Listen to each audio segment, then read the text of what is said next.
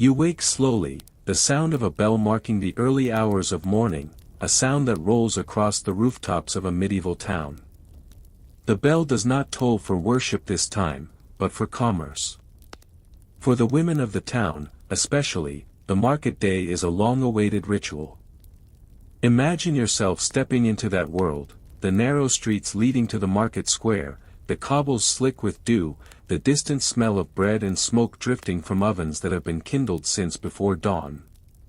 In the medieval town, markets were not just spaces of exchange. They were the heart of community life, the predictable rhythm around which the lives of men and women revolved. For women in particular, these market days became both an obligation and a reprieve. Household work, always unending, could pause long enough for a woman to gather her goods, coins, or even scraps of produce from her garden to bring into the bustling square.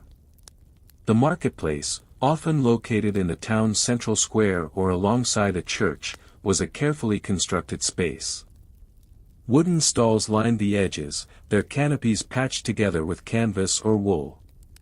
Some stalls were permanent structures, passed down through families of merchants who had sold goods for generations, while others were little more than rough tables thrown together by smallholders and villagers who traveled in from the countryside. By sunrise, these stalls were already filling with goods, bolts of cloth, coarse bread, salted fish, earthenware bowls, bundles of onions, baskets of eggs. For women, the market served multiple roles. In an age when female mobility was often restricted, by custom, by expectation, and by law, the market was one of the few legitimate public spaces where women could gather without suspicion. Here, they were not idle wanderers, they were caretakers, providers, and negotiators. Many came carrying baskets on their arms, covered in cloths to protect perishable goods, walking deliberately from stall to stall in search of both necessity and opportunity. You might think of the market as noisy, colorful, and chaotic, and it was, but also as repetitive, ordinary, even dull in its patterns. Every week, the same women arrived at the same hour, carrying the same goods. Every week, they encountered the same neighbors, haggled with the same vendors, and paid in the same small coins or barter items. In that monotony lay stability, a sense of order in a world often threatened by war, famine, and plague. It is easy, from a modern perspective, to underestimate the effort required just to arrive at the market. A woman in a small rural household might walk 2 or 3 miles carrying baskets, a child at her hip, or even dragging a small handcart. She might rise before dawn to milk a goat, gather eggs, or pull leeks from her small plot, knowing that fresh goods fetched a better price. By the time she reached the market square, she had already completed half a day's labor. When she arrived, she entered a space buzzing with sensory detail. The smell of salted herring mixed with pungent garlic and the sweetness of honey cakes being sold by bakers at the corner. You could hear the bleating of sheep tied to a post, the clucking of hens, and the sharp voices of vendors calling prices into the crowd. There was laughter, but also disputes, quarrels over coin weight, over the freshness of bread, over the right to sell in one part of the square or another. And yet, amid all this clamor, women moved steadily through the crowd, guided by lists held in their memory. Bread for today, salt for preserving fish, a length of yarn for mending a husband's tunic. Each transaction might seem small, but taken together, they sustained households and communities. Markets, of course, were more than places of necessity. They were also sites of observation and of subtle social performance. Women noticed one another's clothing, the state of an apron, the freshness of a coif, the shoes repaired or not in neighbor's abundance. Or lack could be quietly measured by what she purchased. In this way, the market became a silent ledger of household fortunes, a way of measuring who was thriving and who was struggling. At times, the square could also serve as an informal meeting ground, especially for women. Friendships were renewed in quiet corners, information was exchanged in whispers, and the most mundane of conversations could carry weight. Gossip circulated easily, about whose child had fallen ill, whose marriage was faltering, or whose daughter might soon be matched. In a society where written news was scarce, the market functioned as a kind of oral bulletin board, managed in large part by women who repeated, embroidered, and passed along the stories of the week. There was also a subtle hierarchy to the market. Wealthier women, wives of merchants or prosperous artisans, arrived with coin purses at their belts and servants to carry goods. They lingered longer, selecting finer fabrics, imported spices, or crafted goods from faraway towns. Poorer women might come only to observe, or to trade small quantities of produce for essentials. They often left quickly, having exchanged their limited goods for bread or salt before retreating homeward. The market was not always safe. Pickpockets moved through the crowd, and weights and measures were sometimes rigged. Women learned to be cautious, to test the balance of scales, to sniff meat for spoilage, to press the crust of bread to judge its freshness. Market regulations existed, but enforcement was uneven, and disputes often played out loudly in the square itself. In some towns, market inspectors were appointed, sometimes even women themselves, particularly widows with experience in trade. These officials had the authority to seize goods that were rotten, underweight, or overpriced. Imagine the embarrassment of a vendor whose stall was publicly searched, his bread declared too light or his fish too foul for sale. For women buyers, this oversight was reassuring, but it was never foolproof. The rhythms of the market also reflected the rhythms of the week and the year. Market days were often fixed, occurring once or twice a week, sometimes more often in larger towns. Seasonal fairs, much grander and rarer, punctuated the calendar, drawing merchants from across regions. But it was the weekly market that most shaped daily life, offering a dependable space where women could exchange both goods and words.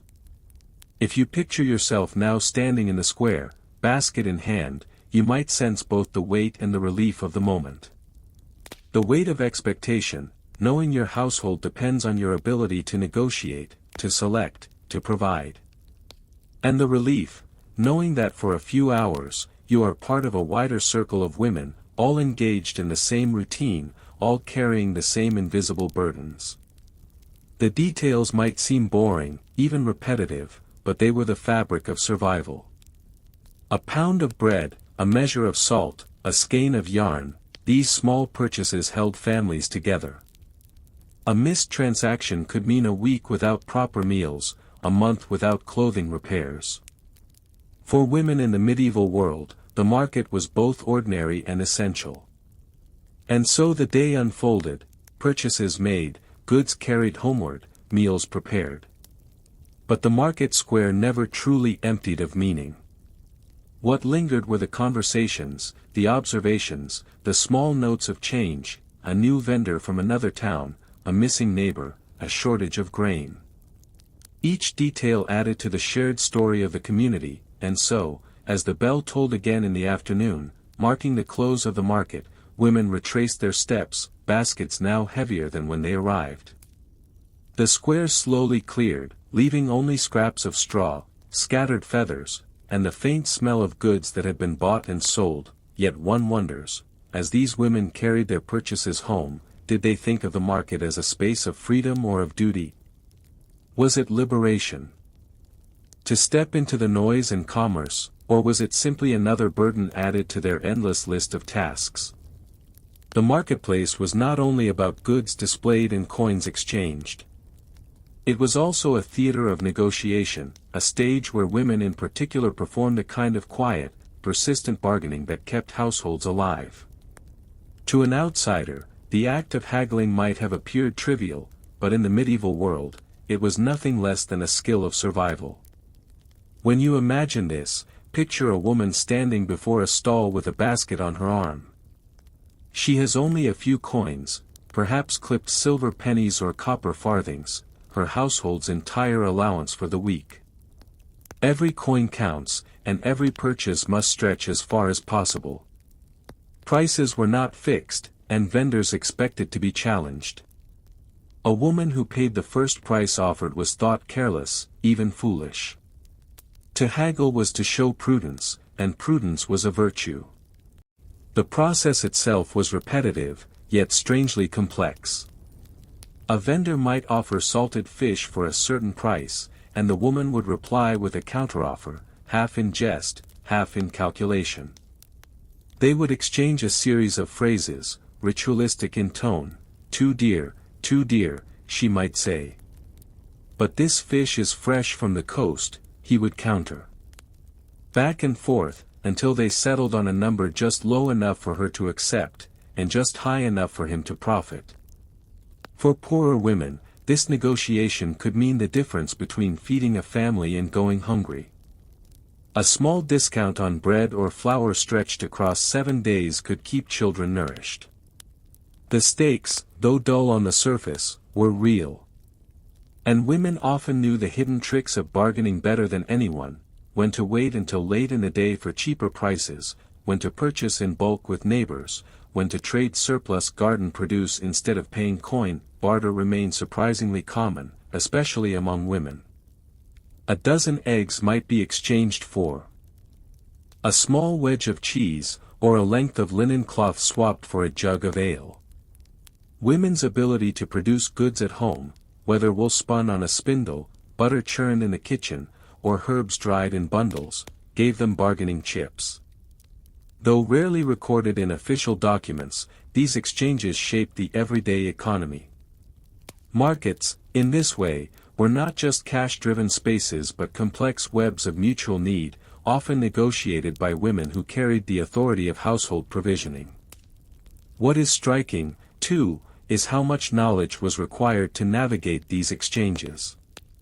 Women learned to recognize good versus bad grain, to tell whether it had been dried properly or adulterated with husks. They knew the signs of watered wine, or of ale brewed too weak. They could judge whether a bolt of woolen cloth was woven tightly enough to last 3 years of wear.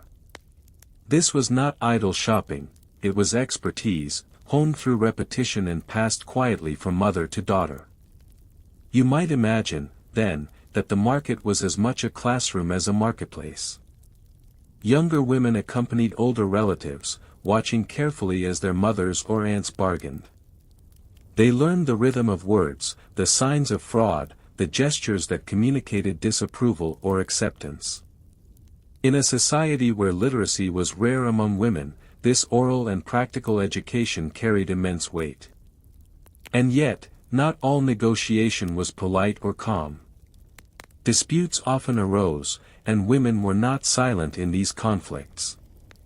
Market records and town court rolls describe countless quarrels, women accusing vendors of short measures, women shouting down inflated prices, women even resorting to blows when cheated. To modern ears, such disputes might sound dramatic, but they were common enough to be unremarkable. The market was noisy with argument, and women's voices rang out as often as men's. There were even rules, unwritten but widely understood, about when and how to bargain. To press too hard with a poor vendor might seem cruel, while failing to press enough with a wealthier one might seem foolish. The goal was balance, securing a fair price without bringing shame on oneself or one's household. For in these small transactions, reputation was at stake. A woman known as a shrewd bargainer gained respect, a woman known as careless risked quiet scorn. We often imagine medieval law and custom restricting women's roles, and in many ways it did. But the market gave women a rare sphere of influence. In this space, their decisions determined the flow of goods, and their words held weight. Men might dominate in guild halls or courts, but in the market square, women's bargaining shaped the daily economy. It is worth pausing here to think about how tiring this work could be. Imagine haggling over every purchase, over bread, over salt, over yarn. Nothing came easily. A woman could not simply select goods and leave, every item required patience, calculation, and persistence. And all this came on top of her household labor, cooking, washing, child-rearing, mending. The market was both a duty and a test, a public demonstration of competence. At the same time, the market offered women a subtle kind of agency. They chose when to spend and when to save, when to barter and when to wait. They carried the household purse and stretched it to its limits. In a world where women's voices were often diminished, the marketplace allowed them to speak, argue, and decide in matters that touched the survival of their families. Beyond the individual stalls, larger systems of negotiation were at work. Town authorities regulated prices for staple goods, and women knew when to invoke these rules to their advantage. If a vendor sold bread above the size of bread, a woman might complain to officials. If grain was hoarded to drive up prices, women were sometimes the first to riot, shouting, overturning carts, demanding justice.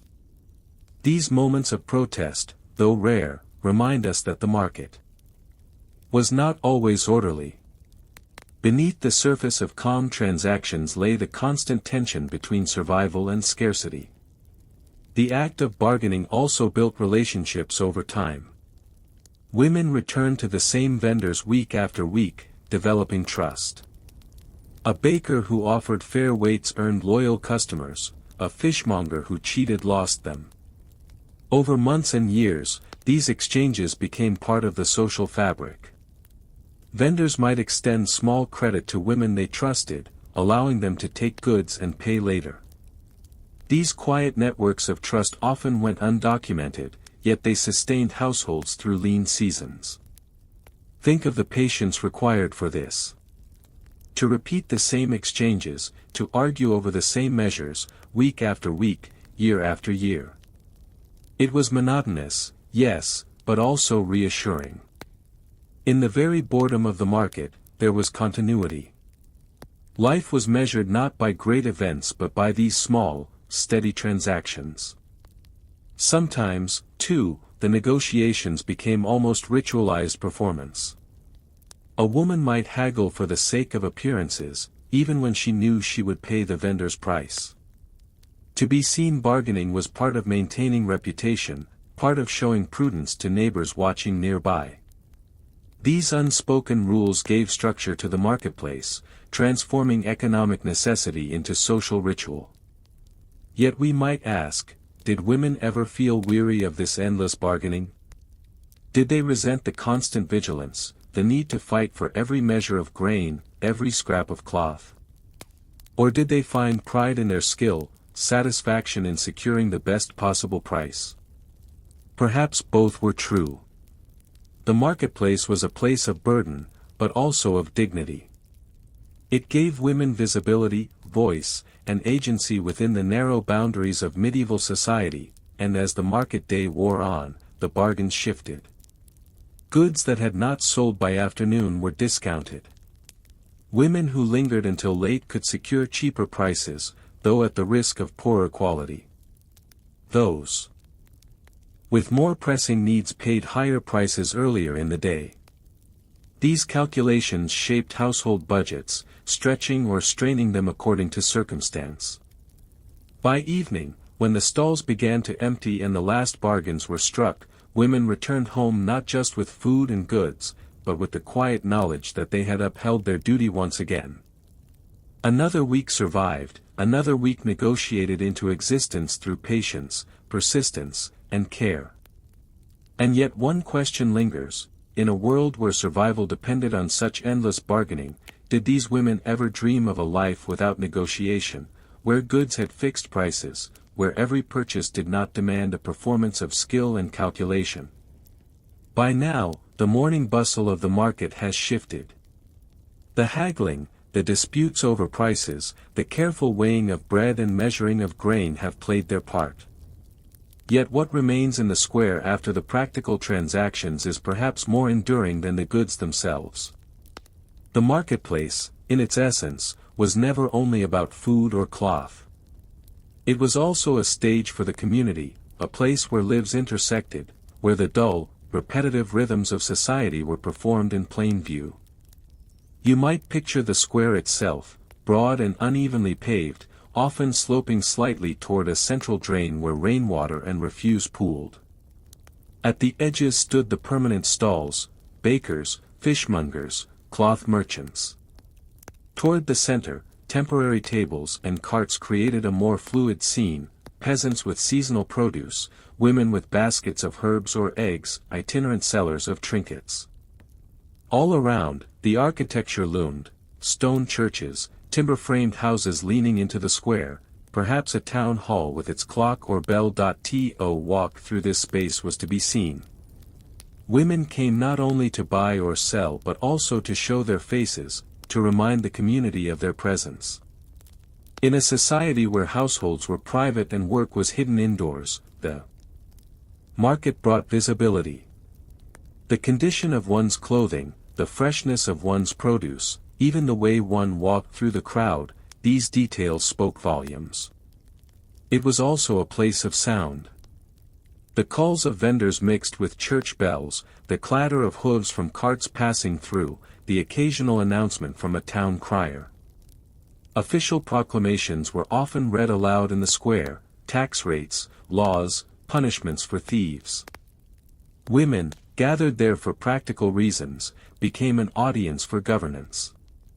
The marketplace was at once an economic center and a civic one, where private errands and public order intertwined. And it was, too, a space of performance. Musicians sometimes lingered at the edge of the crowd, playing pipes or fiddles for coins. Jugglers or acrobats might appear at fairs, less so on ordinary market days, but even the smaller markets contained entertainment of a kind. Storytellers, ballad singers, or preachers used the crowd to find ears for their words. While women bought onions and bread, they also heard verses sung about distant battles or saints' lives. Children were part of this scene as well. Mothers brought them along, often tethered by hand or by close watching. Young boys darted between stalls, sometimes running errands, sometimes stealing small goods when no one was looking. Girls helped carry baskets, learning how to judge prices, absorbing the unspoken rules of negotiation. The market was as much an education as it was an errand. In this way, the marketplace became an unwritten book of community life. It was where rumors spread most quickly. A missing neighbor's absence was noticed. A shortage of grain was whispered about. News of a marriage, a death, or an illness passed from mouth to mouth. To attend the market was to stay informed, and women, in particular, were the conduits of this local knowledge. What they heard in the square traveled back into kitchens and cottages, carried along as gossip but also as crucial information. At times, the market could also turn political. Women's collective presence gave them surprising force. In many towns, records exist of market riots, often led by women angry at rising food prices. Bakers accused of cheating might find their bread seized and thrown to the crowd. Grain hoarders might be confronted publicly, their sacks torn open. These were not daily occurrences, but their memory lingered, a reminder that the marketplace could transform quickly from routine to unrest. Even when calm prevailed, there was a quiet hierarchy at play. Wealthier women displayed their prosperity in purchases, fine cloth imported from Flanders, spices carried from the East, pewter vessels instead of clay. Poorer women, by contrast, revealed their hardship in the simplicity of their baskets. The market was thus both equalizing, everyone gathered in the same space, and stratifying, for it displayed in plain sight the differences of wealth and status. Religion also threaded its way into the marketplace. Stalls were often clustered around the parish church, whose doors opened into the square. On market days, priests sometimes preached against dishonest measures, urging fairness in trade. Women passed from stall to altar and back again, their errands entangled with their piety. Certain feast days brought larger crowds, when the market became almost indistinguishable from a festival, blending commerce with devotion. And then there was the matter of time. The marketplace moved at its own rhythm, dictated by the ringing of bells. The morning bell announced the opening of trade, the midday bell called for pause, and the evening bell signaled the close. Women oriented their day around these markers. They knew when to arrive for the best goods, when to linger for bargains, and when to depart before the gates of the town closed. In this sense, the square was not just physical space but temporal space. It structured the hours of the day. One cannot overlook the physical labor embedded in all of this. The carrying of heavy baskets, the jostling in crowds, the waiting in line at popular stalls, all of it required stamina. Women carried not only food and goods but also infants, toddlers, the weight of household expectations. To walk back from the square with arms full and children in tow was no small task. Yet it was repeated week after week, year after year, until it became ordinary. It is tempting to imagine that the market was exciting, a place of novelty. And sometimes it was, new goods arriving from distant lands, unfamiliar faces appearing at stalls. But for most women, the square was defined by its predictability. The same vendors, the same quarrels, the same purchases. Its power lay in this repetition. It was, in a way, boring, and therein lay its importance. Boring rhythms sustained life. What, then, do we make of this scene? A medieval market square was not only an economic hub but a mirror of society. It revealed wealth and poverty, trust and deception, authority and rebellion. It displayed women's labor in public, making visible what was usually hidden in kitchens and workshops. And perhaps, if you close your eyes, you can hear it still, the murmur of voices, the creak of carts, the ringing of coins on wood, the whisper of gossip carried from one woman to another. Each sound fades with time, yet together they form the texture of medieval life, the background hum of survival. When the market ended, and the square grew quiet, traces of this life remained. Stray dogs nosed at scraps. Children kicked at broken baskets. A merchant swept crumbs from his stall. Women, at home again, unpacked their goods and began to cook. The square, emptied of people, was not empty of meaning. It waited silently for the next week, the next repetition, the next performance of community life. And so we are left with a thought: in a world of danger, uncertainty, and hardship, was it not the very boredom of the market that held life together? Did the predictability of bread and salt, of gossip and haggling, offer women a form of stability more precious than any treasure? If you close your eyes and return to the medieval market square, you will notice something beyond the bustle of vendors and the chatter of women with baskets. Beneath the noise lies an invisible web of rules, laws, decrees, customs, and obligations, that shaped every loaf of bread sold, every jug of ale poured, every bolt of cloth unrolled. Without these regulations, the market could not exist. At first glance, it may seem tedious to dwell on rules and measurements. Yet for medieval people, these dull details mattered deeply. The difference between a full pound of bread and one shaved too light could mean hunger. A jug of ale watered down was not just an annoyance but a betrayal of trust. The marketplace, to function at all, required a framework of order, and that order was enforced with surprising seriousness. Bread was perhaps the most tightly regulated item of all. In England, for instance, the assize of bread and ale, first established in the 13th century, laid down exact standards. Bakers were required to sell loaves of a specific weight, adjusted according to the price of grain. If grain grew expensive, the weight of a penny loaf shrank; if grain was cheap, the loaf grew larger. The price of the loaf never changed, but its size did, so that the poor might always buy bread with predictable coin. Women, as the primary buyers of bread, knew these rules intimately. They knew what a loaf ought to weigh, and they knew when a baker cheated. The enforcement of this law fell not just to officials but to the people themselves. Bakers who defied the assize risked public shame or worse. Some towns punished dishonest bakers by the pillory, forcing them to stand with their bad bread displayed to the crowd. Others imposed fines or even the threat of banishment, and yet, despite these laws, complaints abounded. Women in particular were quick to raise their voices when bread weighed too little. Court records are filled with cases of bakers brought to account, often because their customers refused to remain silent.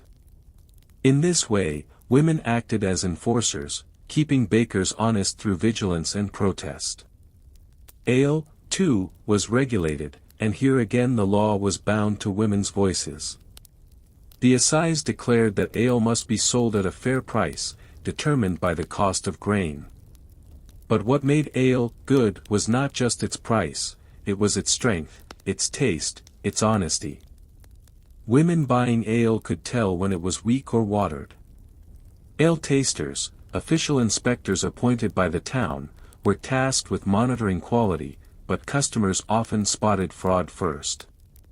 In some towns, women themselves served as ale tasters, especially widows with long experience in brewing.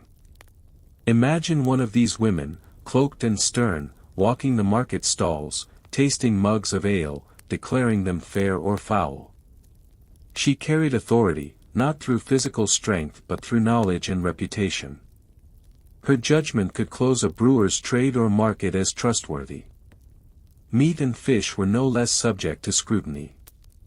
Butchers were forbidden from selling spoiled flesh or meat from diseased animals. Fishmongers, too, faced strict oversight. Their wares had to be fresh, often verified by sight and smell in the open market. A woman buying fish could lean in, sniff sharply, and declare it unfit. Officials might confiscate such goods and publicly destroy them, the smell of rotten herring burning in the square as a warning to all. Weights and measures lay at the center of all this regulation. Scales and measuring vessels had to conform to the town standard, often kept in the town hall or church. To cheat the scales was a serious offense, but many tried. Some placed false bottoms in their measuring cups. Others shaved coins to reduce their weight. Women knew these tricks and watched carefully. It was tedious work, but it mattered. To be shorted on grain was to be shorted on survival. In the middle of the square, a woman might stand before a vendor, watching the balance of the scales. With sharp eyes. Was the counterweight true? Was the measure of flour level, not heaped to appear larger, nor pressed down to appear smaller? Her scrutiny was part of the system, as essential as any official decree. The enforcement of these rules fell to market officials known by many names: clerks of the market, wardens, reeves. They patrolled the square, carrying weights, checking measures, listening to complaints. Sometimes they acted with fairness, sometimes with corruption, but always their presence reminded vendors that trade was not free-for-all chaos. The market belonged to the town, and the town demanded order. Even mundane items like candles or cloth had regulations. A candle had to burn for a certain length of time per penny's worth. Cloth had to meet fixed widths, often measured by a yardstick marked with the seal of the town. Women buying cloth for household sewing could bring disputes if they believed it fell short. Inspectors carried long rods, placing them across the bolts of fabric to ensure honesty. Taxes, too, shaped every transaction. Stall fees, tolls on goods brought through town gates, levies on imported items, all these were collected and recorded. A woman carrying eggs into the market might pay a small toll before selling them. She might grumble at the loss of profit, but the toll-keeper's authority was firm. All of this bureaucracy may sound dull, and indeed it was. Yet its dullness was its strength. The predictability of bread weight, ale price, and cloth measure gave a fragile stability to daily life. Without it, markets would collapse into distrust.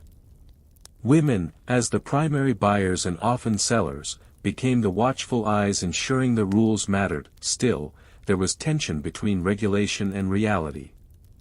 Laws could be proclaimed, but hunger did not always obey them. In times of famine, when grain ran short, bakers and brewers struggled to comply. Women faced the harshest consequences, forced to stretch scarce bread across hungry mouths. In such times, the regulations designed to protect could feel like cruel reminders of scarcity. It is worth imagining the monotony of these inspections, the endless counting and weighing, week after week. And yet, that monotony was what preserved trust.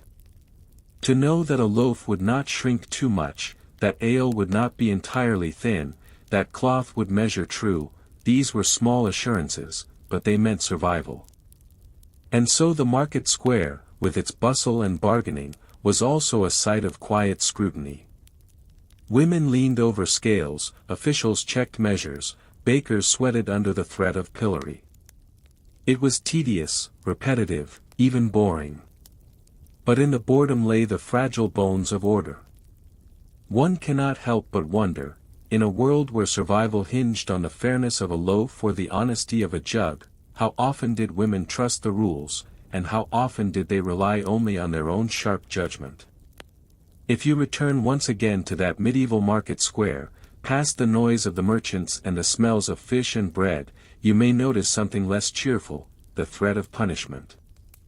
Markets were not free, unregulated places of trade. They were supervised, inspected, and disciplined. Behind the daily routines of buying and selling stood an entire apparatus of enforcement, much of it tedious, some of it humiliating, and all of it meant to protect order. The most visible form of discipline was the pillory. A wooden frame, often set up in the very square where goods were sold, stood waiting for those who broke the market's trust. Bakers who sold bread too light, brewers who watered their ale, butchers who sold tainted meat, all risked being locked in the pillory. Their heads and hands were thrust through the wooden holes, leaving them exposed to the stares, jeers, and sometimes rotten vegetables of their neighbors. It is easy to imagine the scene. A woman who had earlier protested her short-weight loaf might now walk past the pilloried baker, holding her basket high in satisfaction. The punishment was not just for the guilty man, it was a performance for the community, a reassurance that dishonesty would not go unanswered. Other punishments were subtler but no less real. Fines were perhaps the most common, collected relentlessly by clerks of the market. A butcher caught selling bad meat might lose a portion of his profits, a brewer fined for weak ale, a cloth seller for short measure. These fines filled the town's coffers, a reminder that regulation was not only about fairness but also about revenue. There were inspectors, too, men, and sometimes women, tasked with walking through stalls, checking goods, listening to complaints. They carried official weights, yardsticks, and measures stamped with the seal of the town. At any moment, a vendor might be tested. Was their scale true? Was their measure of ale fair? Was the cloth cut according to law? The work of these inspectors was both dull and powerful. To measure cloth all day, rod after rod, might seem the most tedious of tasks. But a single declaration from the inspector could ruin a merchant's trade. If his measures were found false, his reputation might never recover. Women's role in these inspections was complex. They were not always officials, yet their voices carried weight. Complaints from women, about sour ale, thin loaves, rancid butter, often prompted investigation. Town courts recorded these disputes with monotonous detail. So-and-so sold ale of insufficient strength, such and such baker gave bread of false weight. Behind these dry entries lay the sharp tongue of a market wife, unwilling to be cheated. The punishments, though, could be extreme. In some towns, bakers found guilty more than once were forced to ride through the streets on a cart, their bad bread hung around their necks for all to see. In others, brewers were made to pour out their barrels before the crowd, watching profit and labor vanish into the dirt. For sellers of spoiled meat, the meat itself might be burned publicly, its smoke a symbol of both waste and justice. Humiliation was part of the system. To punish privately would not suffice, the whole market had to see, to learn, to remember. The pillory was effective because it was public. The cart ride was effective because it was absurd. The burning of meat or dumping of ale was effective because it wasted what could no longer be trusted. Even measures of time were enforced. Candle sellers, for example, had to provide candles of a certain length and thickness. If their candles burned too quickly, the seller might be fined or pilloried. To us, this may seem almost comical. Imagine a town official standing over a candle, waiting to see how long it lasted. Yet for medieval households, fairness in something as small as a candle meant light in darkness. There was also the authority of the church. On market days held near cathedrals or abbeys, clerical officials might oversee the honesty of sales. To cheat in such places was not only a civic offense but a spiritual one. In sermons, priests warned against market fraud as a sin, reminding buyers and sellers alike that God weighed souls as carefully as officials weighed loaves. And yet, for all this regulation, dishonesty remained common. The records show it again and again: bakers fined, brewers punished, cloth sellers reprimanded. Human ingenuity in cheating was endless, as was the vigilance required to catch it. The punishments were not always fair. Wealthier merchants might bribe officials to look away, while poorer sellers bore the brunt of discipline. A woman selling eggs might be fined heavily for a short dozen, while a wealthy wine trader escaped scrutiny. Such inequalities bred resentment, but they also reinforced the power of regulation. The market belonged to the town, and the town decided who bore its discipline. It is worth pausing on the monotony of these punishments. To us, a pillory may seem dramatic, but in medieval towns it became almost routine. Week after week, offenders stood in the square, their shame displayed. Week after week, goods were dumped, fines collected, measures tested. The very dullness of this repetition was what gave it strength. People learned, through constant small reminders, that the market was not free but watched. For women, the punishments carried a double meaning. They were not only spectators but participants, their complaints fueling investigations. Some may have felt satisfaction seeing a dishonest baker humiliated. Others may have felt unease, knowing that punishment, once begun, could be harsh and merciless. A market wife who loudly accused a brewer of fraud might find herself called as witness, her words binding in court. Behind the spectacle of the pillory lay something more subtle: the constant presence of authority. Every loaf, every mug, every yard of cloth passed beneath invisible eyes, those of inspectors, of neighbors, of God. The market was a stage, and every act of trade performed under watchful scrutiny. And so, when you imagine the medieval market, do not think only of its noise and color. Think also of its punishments, its dull inspectors, its endless weighing and measuring.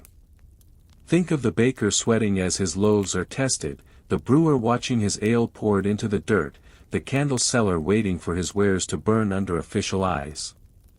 It was a world in which even the most ordinary purchase carried with it a reminder that trust was fragile, that honesty was enforced, and that the pillory waited for those who broke the rules.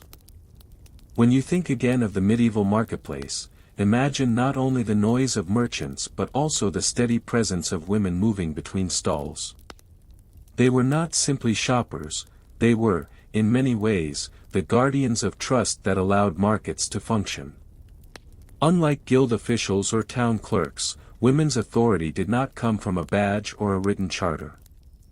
It came from daily vigilance, from memory, and from the simple power of their repeated presence.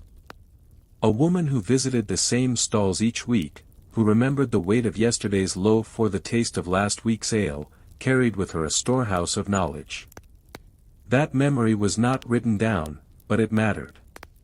Many market records showed disputes beginning with a woman's complaint. A housewife declaring that her ale was too weak. A goodwife noting that her butter weighed light. A widow insisting that her cloth measured short. These accusations were rarely dismissed, instead, they often triggered inspections. Town officials might summon the seller, test the goods, or fine the offender. The dull language of court roles, presented by the women, complained by such and such, hints at a quiet system of accountability built on female observation. It was not simply about fairness in trade, it was about the survival of households. A short-weight loaf meant less bread for children. A weak ale meant wasted coin. Spoiled fish could cause illness. For women tasked with stretching a household budget, these losses were not minor irritations but real threats. In this sense, their complaints were acts of guardianship, protecting not only their own families but the standards of the market itself. There were also formal roles for women, though less frequent. In some towns, women were appointed as ale tasters, responsible for judging the strength and quality of local brews. These appointments may seem surprising, but they made sense. Women were some of the most regular consumers of ale, and many brewed at them. Who better, then, to judge whether ale was strong enough, pure enough, or fairly measured? Their authority could extend to testimony in market courts. Women's voices, often dismissed in other spheres, carried weight when it came to the honesty of goods. Court records preserved their statements in brief but telling lines. She says the bread was too light, she claims the ale sour. These voices, preserved across centuries of parchment, remind us that women were not passive buyers but active participants in shaping economic honesty. It is important to imagine how this looked in daily life. A group of women might gather around a barrel of ale, sniffing, tasting, debating whether it met the standard. Their conversation, half casual and half serious, could determine whether the brewer would be fined. A widow buying cloth might press her rod against the merchant's measure, noting the difference. A mother weighing fish might wrinkle her nose at its smell, her decision shaping the trader's reputation for weeks to come. Trust, in these markets, was as fragile as reputation.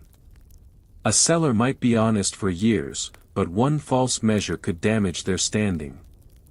Women, who returned week after week, acted as the memory of the marketplace. They knew which bakers shaved ounces from their loaves, which brewers watered their ale, which butchers rushed to sell before the meat spoiled.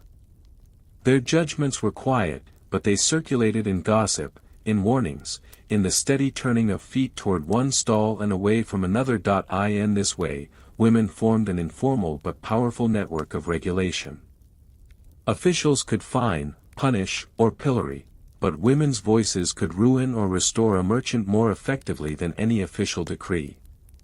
To be trusted by the women of the marketplace was to be safe, to lose their trust was to face decline. Their role was also interwoven with ritual. Market days were not simply times for buying but for social exchange. Women gossiped, shared news, compared prices, warned each other. If one woman had been cheated, the story spread quickly. By the next week, the stall might be empty, its goods unsold. In a world without written reviews or consumer rights, this gossip was a lifeline of accountability. There were tensions, of course. Not all accusations were fair. Some were colored by rivalry, envy, or personal grudges. But even these disputes reinforced the idea that markets were spaces of constant negotiation, where honesty was judged not only by officials but by the community of buyers, many of them women. For women themselves, this role offered a measure of authority in a world where their voices were often confined. In the marketplace, their judgment mattered. They might be excluded from guild halls or councils, but in the square, with coins in their hands and children at their sides, they were heard. Their authority was not written into law but enacted each day, in countless small acts of observation and speech. It is striking, too, how much trust was linked to the body. Women weighed loaves in their hands, tasted ale on their tongues, pressed cloth against their arms, smelled the fish they bought. Their senses were tools of judgment, honed by experience. Officials could measure and fine, but women could sense dishonesty in ways no scale could capture. By the late Middle Ages, some towns formalized these roles more explicitly, giving women minor official positions or acknowledging their testimony in records. But even where no formal acknowledgement existed, their influence remained. The boring details of market regulations, the endless weighing, measuring, testing, only worked because women enforced them through memory, voice, and reputation, and so, when you picture the medieval marketplace, try to see beyond the pillory and the inspectors. See instead the quieter authority of women, the wife lifting a loaf to judge its weight, the widow sniffing at a barrel of ale, the mother refusing spoiled meat. See there. Complaints recorded in dry Latin phrases, preserved in rolls that speak of false bread or weak ale. These voices, ordinary and persistent, help sustain the fragile trust that allowed trade to continue. The dullness of these actions, the constant weighing, sniffing, tasting, complaining, was precisely their power. Day after day, week after week, women enforced honesty not through law but through repetition. They were the steady guardians of trust, ensuring that markets remained more than a place of profit. And perhaps that is the lesson hidden in the boring history of regulation, that trust does not rest only on rules or punishments, but on the vigilance of those who participate. In medieval towns, it was women, housewives, widows, daughters, who bore much of that responsibility. Without their voices, would markets have functioned at all? If you were to wake one morning in a medieval town, perhaps in the 13th or 14th century, and follow the path of a housewife, you would quickly see how survival was less about dramatic battles or royal decrees and more about the careful handling of bread, ale, and coin. Bread was the foundation. For most households, especially among the poor and middling classes, bread made up the majority of calories consumed in a day. It was not soft or airy in the way you may imagine modern bread, but dense, dark, and heavy, often made of mixed grains, rye, barley, oats, and sometimes wheat, depending on what was available and affordable. Each loaf carried with it the labor of cultivation, milling, kneading, and baking, but for the women of the household, bread was more than nourishment. It was calculation. Every loaf purchased had to last. Every crumb mattered. Housewives learned to stretch bread through soups, pottages, and broths, softening stale pieces in liquid, grinding crusts into meal, using crumbs as thickener. To waste bread was unthinkable, and so each piece was accounted for, day after day, year after year. Ale, too, was indispensable. Not the strong ale of feasts, but small ale, a weak brew with low alcohol content that served as a safer alternative to water. Housewives often managed brewing themselves, at least for household needs. Brewing was part of domestic labor, another task in the endless rhythm of tending children, cooking meals, and keeping the home. It required careful timing, soaking malted grains, boiling, fermenting, storing. Too weak, and the ale would spoil quickly. Too strong, and it wasted precious resources. A well-brewed ale meant a household could drink safely for days. A spoiled batch meant wasted effort and hunger. Managing these essentials required not only skill but constant attention to the marketplace. A housewife might rise early to secure bread from the baker before supplies dwindled. She would watch the scales closely, remembering the weight of yesterday's loaf. She would taste the ale, judging whether it had been watered down. These decisions, repeated countless times, kept her family alive. Behind these daily purchases was always the question of cost. Coin was scarce, wages low, and food prices unstable. A bad harvest could raise the price of grain, making bread suddenly unaffordable. A poor brewing season could drive up the price of ale. Housewives bore the brunt of these fluctuations. It was they who had to decide whether to stretch thin bread further, to substitute one grain for another, or to go without. The stress of survival can be glimpsed in the records of market courts. Women appear again and again as complainants against bakers, brewers, and butchers. Their words are rarely dramatic, but they reveal the stakes of daily life. She complains the bread was light, she says the ale was sour, she testifies that the meat was not fit. These lines, written by clerks, reflect the vigilance of women who could not afford dishonesty. It was not only about money, but about health. Spoiled fish, sour ale, moldy bread, these were not inconveniences but dangers. Illness could spread quickly through tainted food, especially in crowded towns where sanitation was poor. Housewives acted as guardians of health, using their senses to judge what could be trusted and what must be avoided. Their knowledge was practical, born of repetition, the smell of fresh fish, the texture of good bread, the color of safe ale. The dullness of these routines, measuring, sniffing, tasting, bargaining, concealed the constant pressure beneath them.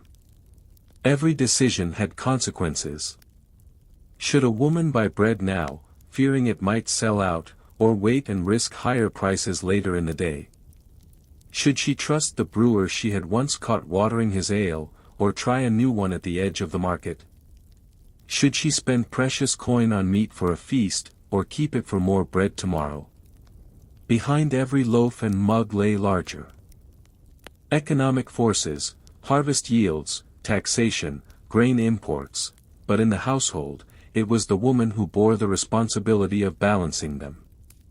She did not need to understand the politics of trade routes or royal tariffs. She needed only to know whether today's bread would last until tomorrow. Households themselves varied. For poorer families, the margin between sufficiency and hunger was razor thin. A single spoiled loaf could mean going without. For wealthier households, choices were broader, but even there, the housewife's attention mattered. To waste bread was a moral failing, and to serve weak ale was a sign of neglect. Across classes, women's reputations were tied to their ability to manage food. The emotional weight of this responsibility is easy to overlook. Imagine the pressure of knowing that your children's hunger depended on your ability to stretch a loaf, to judge a brewer, to bargain with a baker. Imagine the shame of failing, of being cheated, of serving food that made your family sick. Survival was not simply about money, but about reputation and dignity. We see glimpses of this weight in sermons and moral texts of the time. Preachers urged women to be diligent, thrifty, attentive. They praised the good housewife, who wasted nothing, who baked carefully, who kept her household in order. These ideals were sometimes unrealistic, but they reflect the cultural expectation that women would carry the burden of survival. It is worth pausing to imagine a single day in this rhythm. The housewife rises early, gathers her basket, and walks to the marketplace. She inspects loaves, noting their weight. She tastes ale, rolling it on her tongue. She bargains over the price of butter. She chooses fish, sniffing carefully. Back home, she kneads dough for her own bread, stirs a pot of pottage, watches over the brewing barrel. She serves meals, cleans, tends children, returns to the market for what is lacking. By night, the basket is empty, but tomorrow it will be filled again. The cycle never ended. There was no season free of hunger, only seasons of greater or lesser scarcity. Even in years of plenty, women worried about waste. In years of famine, the worry was constant: would there be bread at all? And so, in the most ordinary of tasks, buying bread, brewing ale, feeding children, women bore the heavy economics of survival. Their labor, repetitive and often invisible, kept families alive and towns functioning. It was not the history of kings or battles, but the history of loaves and mugs, of baskets and barrels, of women carrying the burden of daily survival. But one question remains: when harvests failed, when bread vanished, when ale turned sour, how did housewives endure the crisis of scarcity that threatened not only their households but entire towns? When we imagine famine in the Middle Ages, we often think of sudden catastrophe, a harvest ruined, fields barren, people starving in the streets. And though such disasters did occur, the more common experience was slower, duller, and more relentless. Prices crept upward. Bread became smaller. Loaves grew darker, coarser, and harder to chew. Housewives, who measured every crumb, felt the pinch first. At the heart of scarcity lay the grain supply. Bread was not just food, it was stability itself. The harvest dictated everything. If rains fell too heavily, if frost came early, if war trampled fields, the price of grain soared. The household ledger that once balanced suddenly tipped into deficit. Women arrived at markets to find prices doubled, loaves half the usual size, ale thinner than water. The records of famine years are filled with the monotony of suffering. Between 1315 and 1317, known as the Great Famine, rains and cold weather led to widespread crop failure across Europe. For town dwellers, this meant the collapse of the daily bread supply. Loaves shrank, prices spiked, and even substitutes, peas, beans, oats, grew scarce. In towns from England to the Low Countries, courts recorded desperate thefts: a stolen loaf, a handful of grain, even the husks of corn. For housewives, survival in such years required both ingenuity and endurance. Bread might be stretched with fillers, acorns ground into flour, bran mixed with oats, even ground beans or peas. These substitutes were bitter and sometimes dangerous, causing illness. Ale, too, weakened. Brewers used less malt, producing watery drinks that spoiled quickly. Families drank what they could, but the calories fell short. Hunger became constant. It was the housewife who bore the task of managing scarcity. She decided whether to queue at dawn for bread, whether to stretch her coin for a smaller loaf, whether to barter cloth or tools for a measure of grain. She calculated, again and again, how long each crumb might last. Her decisions were not private, they were public and visible. In the marketplace, women stood in lines, their baskets empty, their voices rising in protest when bakers shorted the weight or prices climbed beyond reason. In towns like London, Paris, and Ghent, food riots often began with women. They were the ones at the front of the bread queues, the ones most desperate when loaves failed to appear. Chroniclers sometimes condemned these riots as unruly, yet they reveal women's role as guardians of survival. Consider the dull but powerful moment of queuing. Women waited, often for hours, baskets in hand. The wait itself became a test of endurance, a visible sign of scarcity. Gossip spread along the line: who had bought first, who had been cheated, which bakers had run out. When tempers broke, it was often in these queues, where the gap between need and supply was most painfully visible. Officials, too, were caught in the tension. Town councils issued ordinances, setting price ceilings, ordering grain imports, even threatening bakers who refused to sell. In practice, such rules were unevenly enforced. Wealthy merchants hoarded grain, selling at higher prices to those who could afford it. Poorer households bore the burden. For women, the line between law and survival blurred: if they could not buy, might they steal? If bread was hoarded, might they break into the granaries? Chroniclers recorded these incidents with disapproval, but one can sense the desperation behind them. In famine years, women stormed bakeries, overturned carts, or raided granaries. These acts were not planned revolts but sudden eruptions, born of hunger and fear. A child crying at home, an empty basket, a loaf withheld, these were sparks that lit fury. But even in quieter times of scarcity, the burden remained. Housewives had to manage substitution, turning scraps into meals, inventing new ways to stretch thin supplies. Pottages became thinner, soups more watery, meat rarer. Bread crusts were soaked and re-soaked. Nothing was wasted. Bones were boiled until they dissolved. A good housewife, in such times, was praised not for abundance but for thrift, for her ability to make something out of nothing. Scarcity also sharpened inequalities. Wealthier households, able to buy grain in bulk, fared better. They might even profit, selling at higher prices. Poorer families had no reserves. For them, every day was a gamble. Would there be bread in the market, and would they have enough coin to buy it? Women carried this gamble with them, the worry etched into every purchase. The stress of these years is echoed in the monotony of town records, endless fines for bakers, endless complaints about false weights, endless attempts to regulate prices.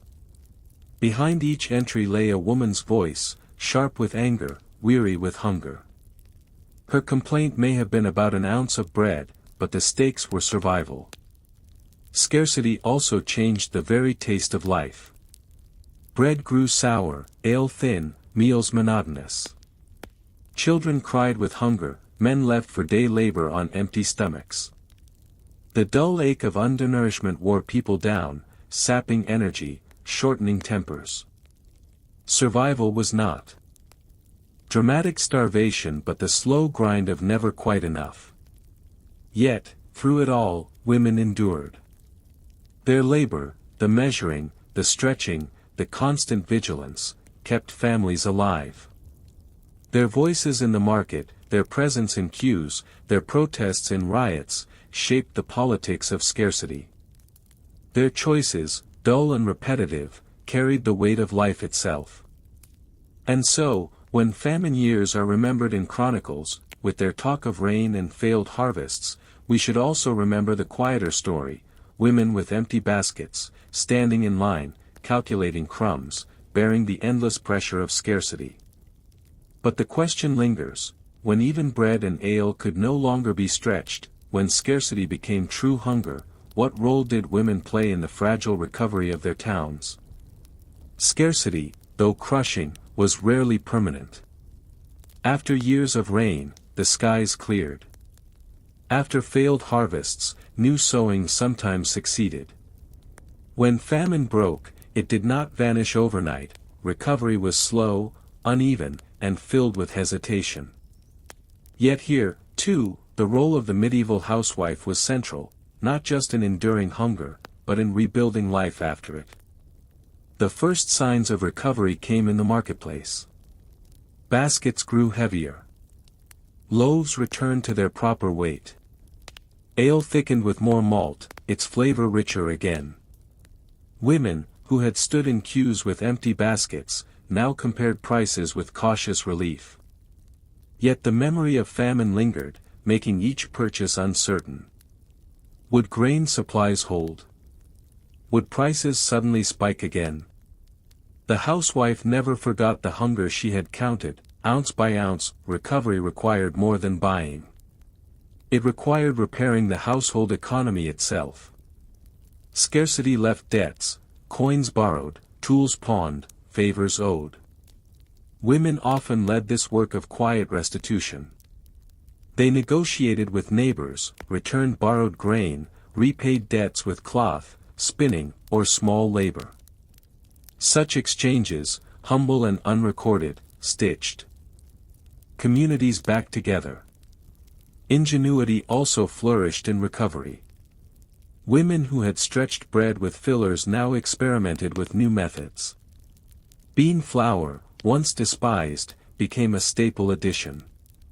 Oats, rye, and barley, once fallback grains, gained new appreciation. Alehouses, run by widows and wives, reopened with stronger brews, their benches again filled with neighbors. In the countryside, women turned gardens into lifelines. Herbs, leeks, onions, and cabbages became essential, softening the monotony of bread and ale. Chickens, ducks, and pigs, if they had survived the famine, were carefully bred again, their offspring guarded with care. A housewife might boast not of a feast, but of a hen that laid steady eggs, or a pig fattened slowly for winter. One lesson of hunger was thrift. Waste, once frowned upon, became unthinkable. Women saved every scrap, bones boiled twice, cloth patches sewn upon patches, candle stubs melted together. This culture of thrift was not simply necessity, it became a moral virtue, praised in sermons and moral handbooks. A good wife was she who could provide from little, who never allowed the pot to stand empty, who wasted nothing. But another lesson was memory. Hunger left its mark not only on bodies but on minds. Chroniclers wrote of survivors who remembered famine years decades later, who could describe the taste of bark bread or the bitterness of acorn meal. Housewives, in particular, carried these memories. They warned their children, never waste grain, always store against bad years, never trust the harvest alone. These warnings shaped the rhythms of households long after famine ended. Recovery also reshaped community ties. Those who had shared in hardship were bound together. Women who had queued side by side in markets now shared gossip over fuller baskets.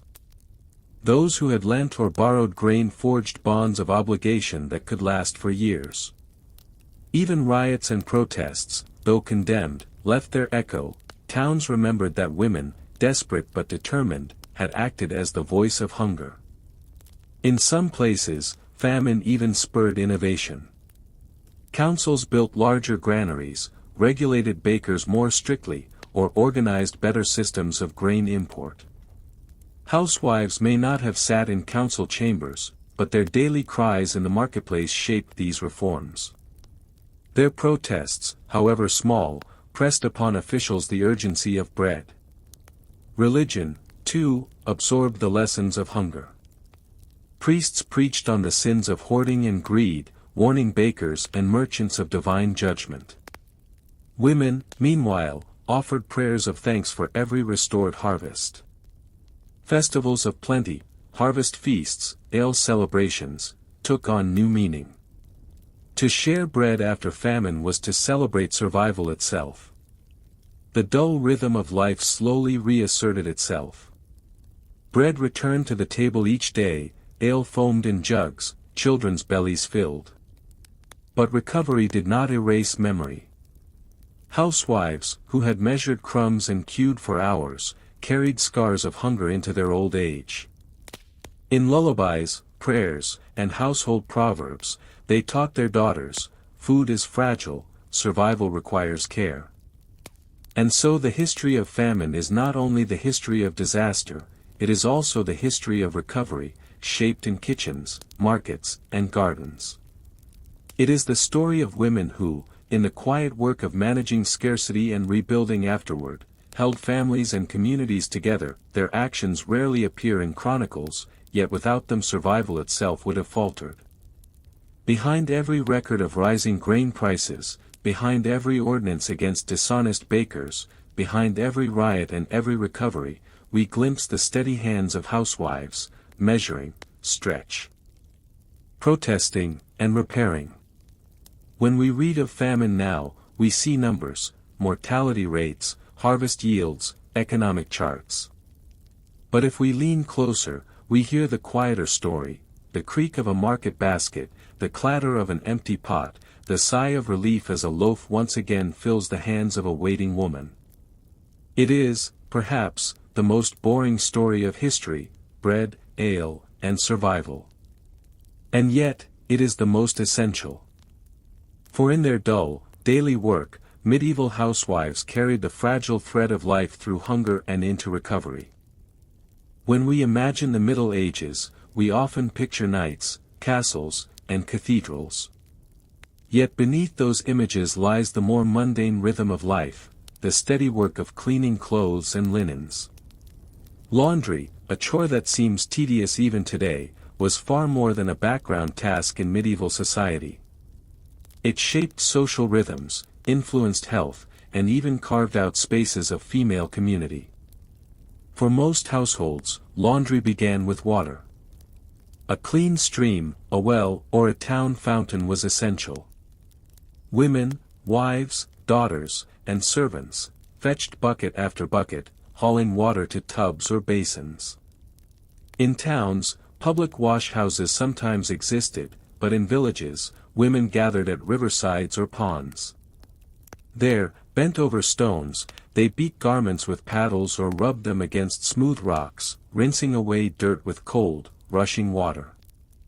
Soap was not always available. True soap, made of animal fat and lye, was expensive, crafted by specialized soapmakers in towns. Most rural households relied on ash-based lye, created by soaking wood ash in water until it formed a caustic liquid. Mixed with fat, it made a crude but serviceable detergent. Housewives sometimes boiled laundry in this mixture, stirring it with long wooden rods, the steam rising like a cauldron of strange brew. Clothing itself dictated much of the work. Wool, the most common fabric, was heavy when wet and difficult to scrub. Linen, used for undergarments and sheets, required frequent washing because it lay closest to the skin. Wealthier households owned finer fabrics, silks or dyed wools, that required careful handling. Servants in great houses often kept detailed schedules of when each garment must be washed, dried, and stored. Drying was another chore. In summer, clothes were spread on hedges, bushes, or ropes strung across courtyards. In winter, drying was slower, sometimes done indoors near hearths. The smoky air left a lingering scent, a mixture of cleanliness and firewood. For villagers, fields could transform into drying grounds, linen sheets flapping like pale banners in the breeze. The rhythm of laundry days was loud and communal. At riversides, women talked as they worked, sharing gossip, exchanging news, sometimes singing to pass the time. These gatherings created social networks. A woman might learn of marriages, feuds, or market prices while wringing out a shirt. In towns, washerwomen even formed recognized groups, their labor acknowledged as essential. But laundry was not merely social. It carried moral and even religious weight. Clean linen symbolized order and respectability. Parish priests sometimes preached about households keeping themselves clean in both body and soul. A wife's diligence in laundry could mark her as virtuous, while neglect raised suspicion. Chronicles occasionally note neighbors gossiping about households whose clothes seemed too stained or neglected. Laundry also intersected with health. Dirty linens harbored lice, fleas, and disease. During outbreaks of plague or fevers, authorities ordered bedding to be boiled, washed, or even burned. Washerwomen sometimes carried the heavy burden of laundering for hospitals, monasteries, and towns struck by illness. Their work, dull and exhausting, helped slow the spread of contagion, even if they received little recognition for it, yet laundry was also dangerous. Rivers could be swift, and women leaning over them risked slipping. The caustic lye used in washing could burn hands or leave skin raw. In winter, laundry meant cracked fingers and icy water that numbed the bones. Washerwomen often worked in poor health, their labor hidden behind the simple appearance of clean garments. The economic side of laundry was also notable. In towns, professional washerwomen offered services for bachelors, travelers, or households too wealthy to do their own washing. They charged per piece, with linens and fine fabrics commanding higher fees. Payment could be in coin, but also in bread, ale, or second-hand clothing. And yet, for all its importance, laundry remains nearly invisible in the chronicles of the Middle Ages. Monks wrote of battles, kings, and miracles, but rarely of the women kneeling by rivers, scrubbing away the dirt of daily life. Their silence leaves us to reconstruct this hidden history from fragments, laws regulating washerwomen, account books listing soap, or the rare illustration of women at work by a stream. Still, if you listen carefully to the echoes of medieval life, laundry days emerge as crucial threads. They were moments of care, of community, of survival. They shaped how people appeared in markets and churches, how they kept sickness at bay, how they judged their neighbors. And they remind us of something easy to forget: history is not made only in castles and courts. It is also made at riversides, where women scrubbed and wrung, talking quietly over the sound of rushing water. Yet one question lingers: if laundry was such a central part of daily life, why has it been so forgotten in the grand narratives of history? Was it considered too boring, too ordinary to record, or was its quiet significance overlooked precisely because it was women's work? In the bustle of medieval towns, laundry was not only a household necessity, it was a trade. For men without wives, for traveling merchants, for clerics too occupied with books or sermons, someone else had to take on the labor of washing. That role often fell to the washerwomen, a group of workers whose toil kept towns and cities respectable, though their names rarely appear in chronicles. The life of a washerwoman was shaped by both hardship and resilience. Many were widows, abandoned wives, or unmarried women who found in laundry a means of survival. It was difficult work, often done outdoors in all weathers. Clothing had to be sorted, soaked, boiled, scrubbed, beaten, wrung, and dried. Payment was small, yet steady. Unlike seasonal harvest labor, laundry was constant, garments always grew dirty, and demand rarely ceased. In cities like Paris or London, washerwomen sometimes organized themselves informally, occupying particular places along rivers or near public washhouses. Their presence was familiar: bundles of wet linen slung across shoulders, heavy tubs hauled through streets, cloth spread out to dry on hedges and fences. To see washerwomen at work was to see the machinery of cleanliness turning quietly in the background of urban life. But their labor carried risk. Rivers in towns were often polluted with waste, and bending for hours in cold water caused chronic pain. Boiling clothes with lye left burns and raw hands. Washerwomen risked accusations of theft. Customers suspected that a fine linen might be swapped for a poorer one. Authorities sometimes issued regulations, demanding washerwomen mark garments with symbols or keep careful tallies of what they received. Payment was another struggle. Washerwomen were rarely paid promptly. Customers delayed, haggled, or paid in kind.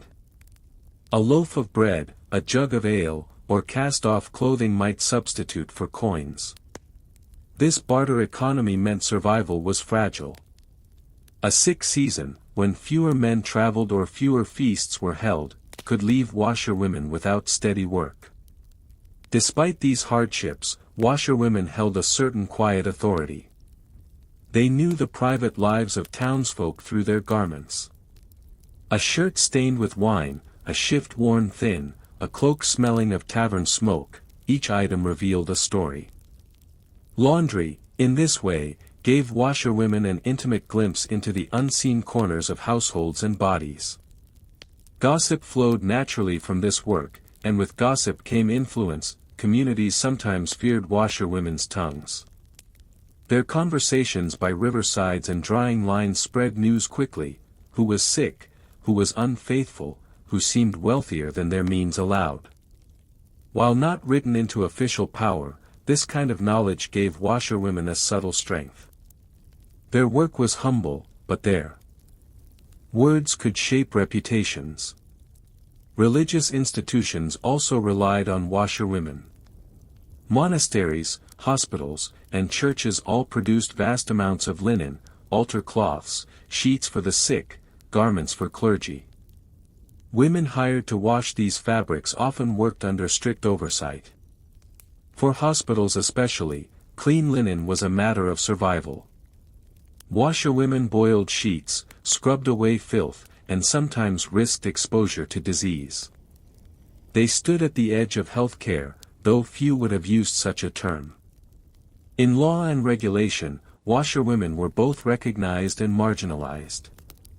Town councils sometimes listed them among the trades permitted to work along rivers, alongside dyers, tanners, and fullers. Yet they were often the lowest rung, taxed lightly but given little protection. If disputes arose, over lost garments, unpaid debts, or slander, washerwomen rarely found sympathetic judges. Their voices, though strong in gossip, carried less weight in court. Still, some washerwomen carved stable lives. A few accumulated enough custom to hire assistants or pass their trade to daughters. In guild-like fashion, groups of washerwomen occasionally defended their rights against encroachment by other trades. Even without written charters, their collective presence in towns ensured that laundry remained their domain. The symbolic weight of washerwomen was also notable. Writers sometimes portrayed them as coarse, loud, or bawdy, figures of humor in poems and plays.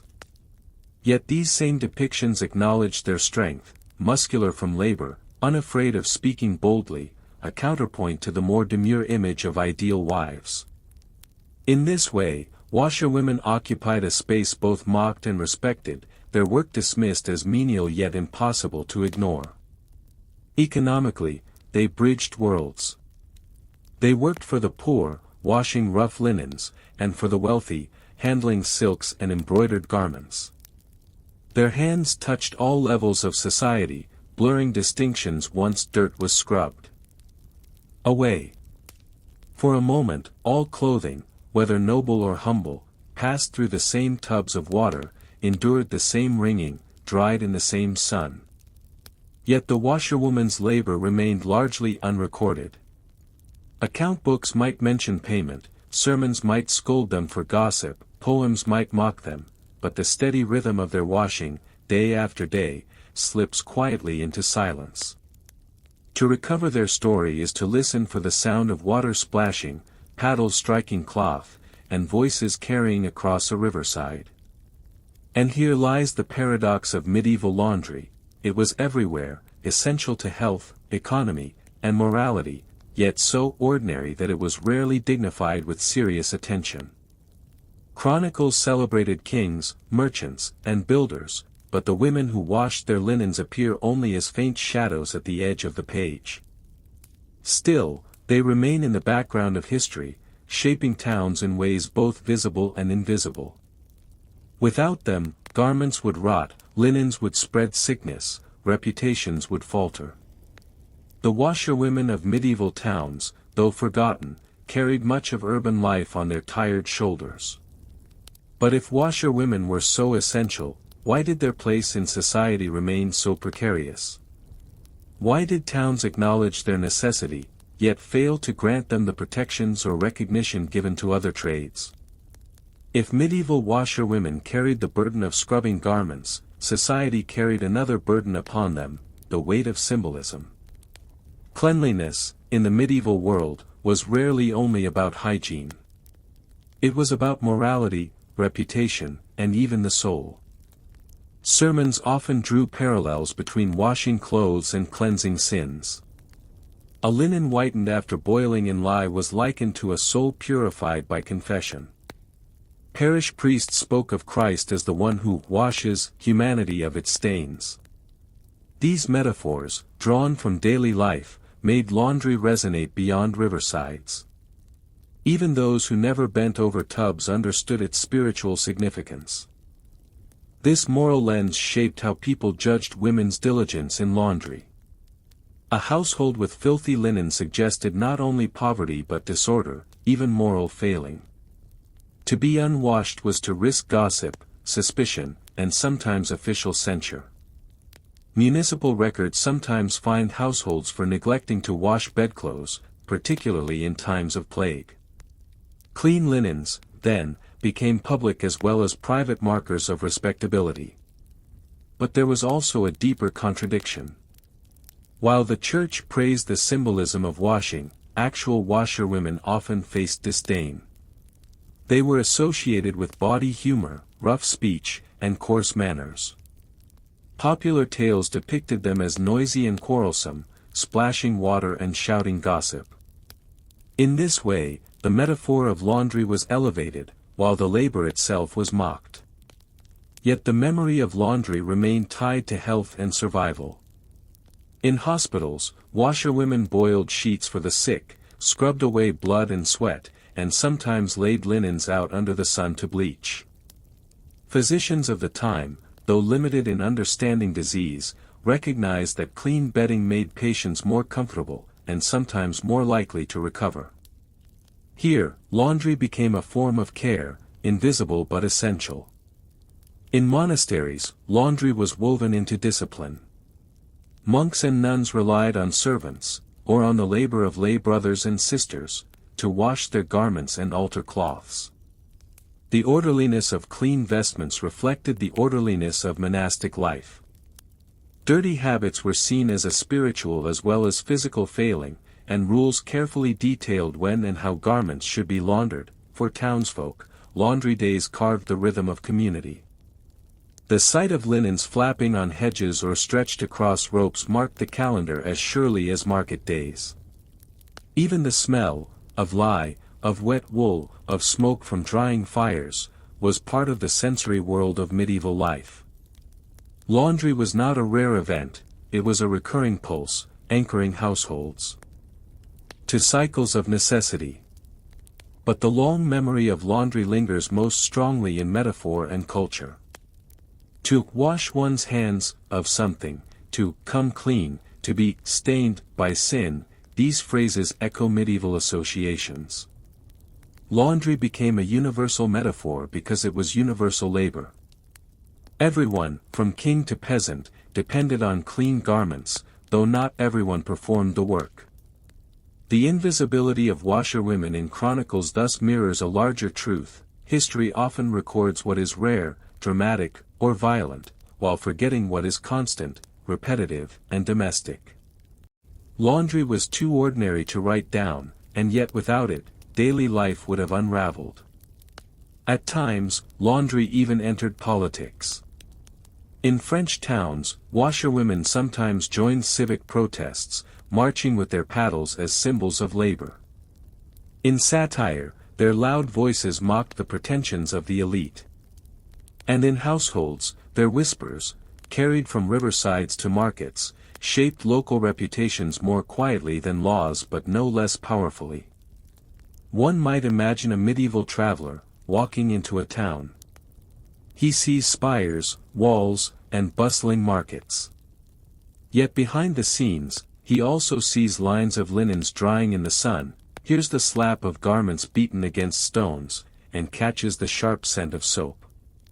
Without these signs, the town would seem incomplete, and so, laundry is not simply a forgotten chore. It is a window into how medieval society organized itself, by gender, by class, by necessity, and by symbolism. Women, through their endless washing, carried households and communities. They left no monuments, no chronicles, no coats of arms. Their legacy is in metaphors, in the survival of households, and in the rhythms of cleanliness that still shape our language and expectations today. To remember medieval laundry is to remember that history is not only grand battles or kings' decrees. It is also the ordinary, repetitive, boring tasks that sustain life. In riversides and washhouses. With hands raw from lye and voices raised in gossip, women shaped the texture of daily existence. The last question we might ask is this: if laundry was so central, why has it been so easy to forget? Perhaps because the most essential tasks are the ones so constant that no one thinks to write them down. And yet, by piecing together these scraps of evidence, soap, rivers, sermons, gossip, we glimpse the truth, that medieval laundry, dull as it was, carried the weight of survival, morality, and memory. It is a quiet story. It is a boring story. But it is history nonetheless.